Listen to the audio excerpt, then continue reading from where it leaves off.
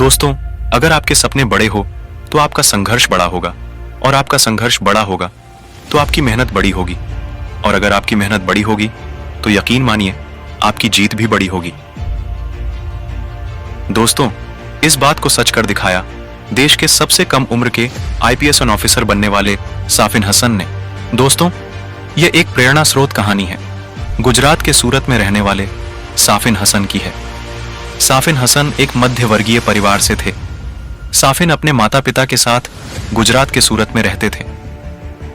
शुरुआती दौर में उनके माता पिता सूरत के एक डायमंड यूनिट में काम करके अपने परिवार का गुजारा करते थे, परंतु कुछ ही दिन बाद किसी कारणवश उनकी माता पिता की नौकरी चली गई।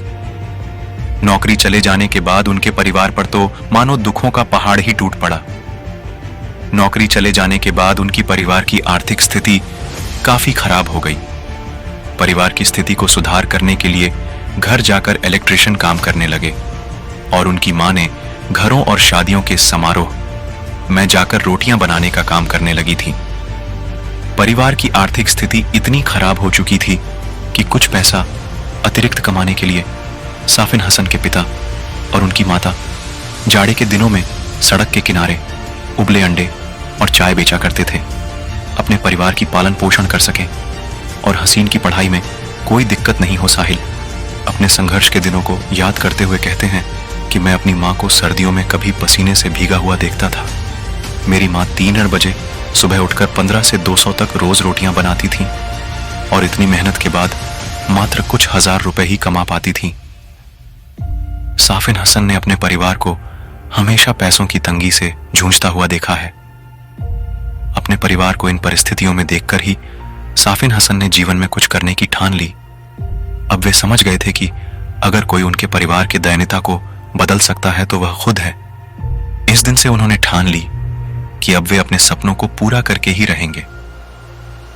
साफिन हसन ने अपने एक दिए गए इंटरव्यू में यह भी बताया कि उन्हें यूपीएससी में आने की प्रेरणा कहां से मिली है।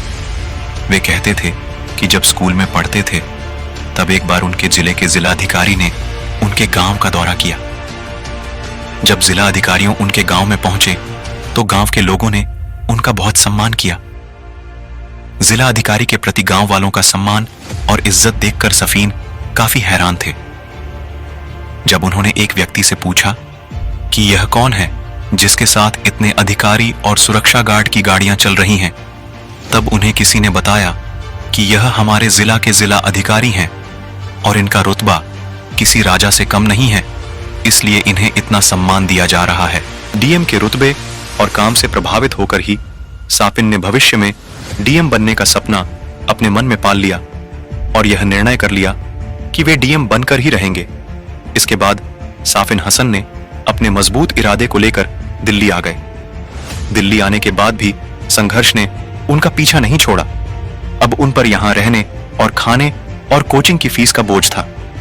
साफिन हसन के इस संघर्ष को देखकर एक गुजराती परिवार ने 2 साल उनका कोचिंग और खर्च उठाया था। साफिन हसन तो प्रतिभाशाली छात्र थे ही, परंतु प्रतिभाशाली होने के साथ साथ अपने लक्ष्य को पाने का जज्बा कूट कूट कर भरा था। जब वे अपनी यूपीएससी की परीक्षा का पहला अटेम्प्ट देने जा रहे थे तब उनका रास्ते में एक सड़क हादसा हो गया, जिसके कारण उन्हें काफी चोट लगी और साथ ही शरीर लहूलुहान हो गया। के बावजूद उन्होंने अपने को कमजोर नहीं होने दिया। उन्होंने तुरंत पास की क्लिनिक में फर्स्ट एड लिया और उसी लहूलुहान अवस्था में परीक्षा केंद्र में जा पहुंचे।